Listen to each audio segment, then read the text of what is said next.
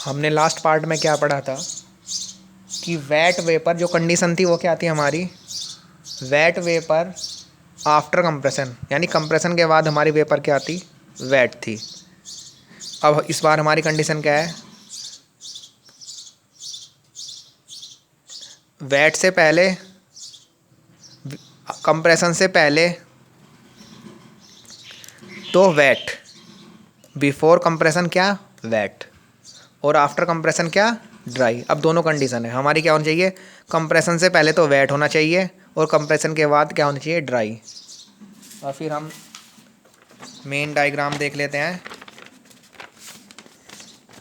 जो कि क्या है, ये है, ये हमारा लेआउट डायग्राम है। 1 2 कंप्रेसर लगा हुआ है, 3 2 से 3 3 से 4 4 से 1 सब कंपोनेंट लगे हुए, लेआउट डायग्राम है।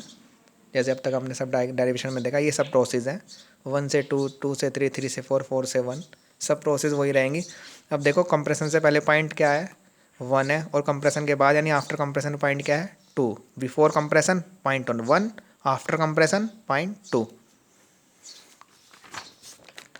तो इसमें क्या है, बिफोर कंप्रेशन क्या होना चाहिए हमारा, वेट होना चाहिए, कंडीशन ये गिवन है हमें क्वेश्चन में।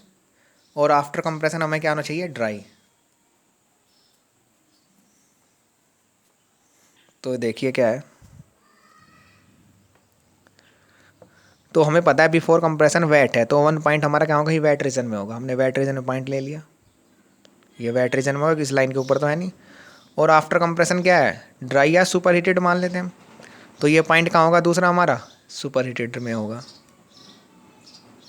तो 1 और 2 पॉइंट हमने कहाँ मान लिया, सुपर हीटेड में। और क्या है, आइसो एंट्रोपिक प्रोसेस, तो आइसो एंट्रोपिकली इसको ज्वाइन कर देंगे, पीएच डायग्राम पे ऐसे ज्वाइन करते हैं।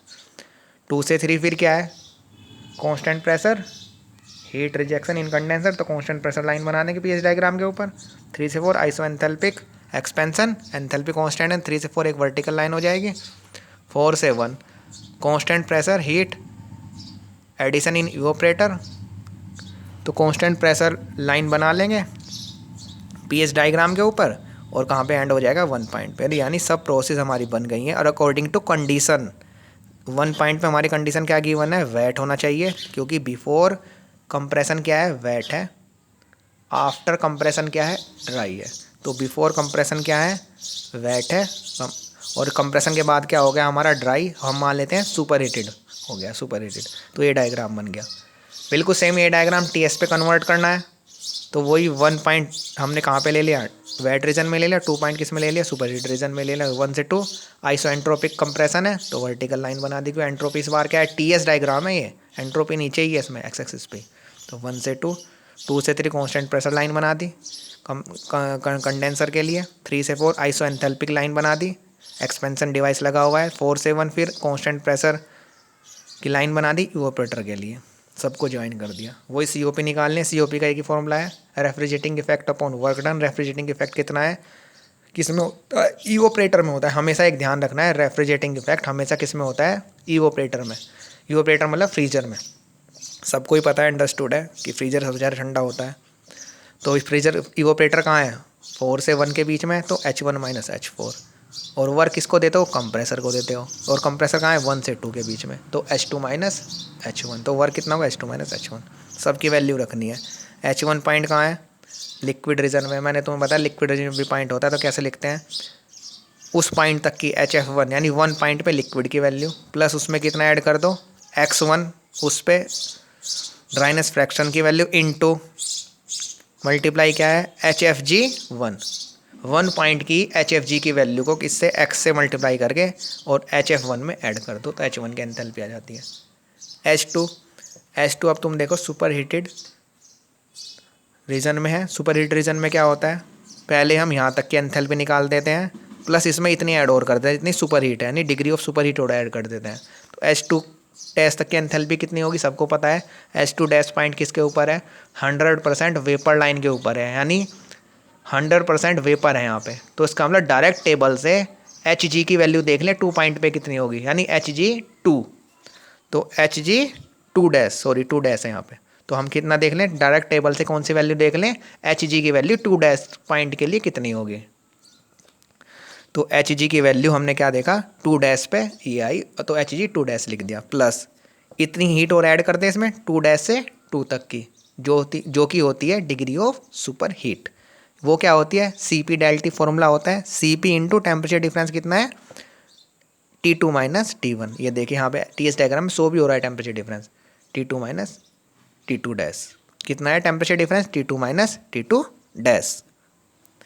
अब वही H3 की एंथैल्पी कैसे निकालते थे, वो H4 के बराबर होती थी, या H4 की एंथैल्पी किसके बराबर होती थी, H3 के बराबर होती थी, कुछ भी कह सकते हैं।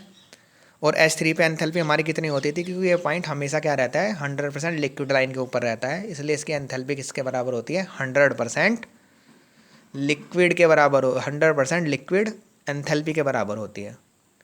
इसका मतलब 100% लिक्विड एंथैल्पी क्या होगी, एच एफ की वैल्यू देख लें H3 पे, यानी H3 पॉइंट पे जो एच एफ की वैल्यू होगी, यानी इस वाली प्रेशर लाइन के ऊपर जो एच एफ की वैल्यू होगी वो सीधी टेबल से देख लें, यानी HF3 की जो वैल्यू होगी वही किसके बराबर होगी, H4 के बराबर होगी एंथैल्पी।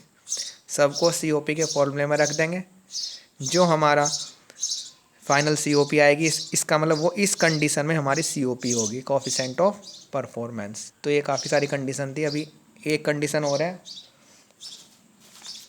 वो आपको क्या है, वो मैं आपको कंडीशन बोलता हूँ, वो असाइनमेंट में आपको बनानी है। और ये असाइनमेंट आपको यही कमिंग मंडे है, जो कमिंग मंडे मतलब ये 6 जून, जो भी मंडे है जून का फर्स्ट मंडे, इसमें आपको सबमिट करना है 6 जून को। कंडीशन लिखिए आप, कंडीशन मैं आपको देता हूँ, वीडियो में भी दिखा देता हूँ क्या है। कंडीशन हमारी ये है, super heated vapour after and before compression, यानी सुपर हीटेड वेपर कंप्रेशन के बाद भी हैं और पहले भी हैं। Super heated vapour after and before compression, या super heated vapour before and after compression, यानी इस बार कंप्रेशन से पहले भी सुपर हीट है और बाद में सुपर हीट पहले से, तो बाद में तो होगा ही फिर। तो इसके आपको COP निकालनी है, कितनी होगी, यही असाइनमेंट है। और ये आपको 6 जून को सबमिट करना है, ठीक है। व्हाट्सएप पे, व्हाट्सएप आपके जो व्हाट्सएप ग्रुप है उस पर।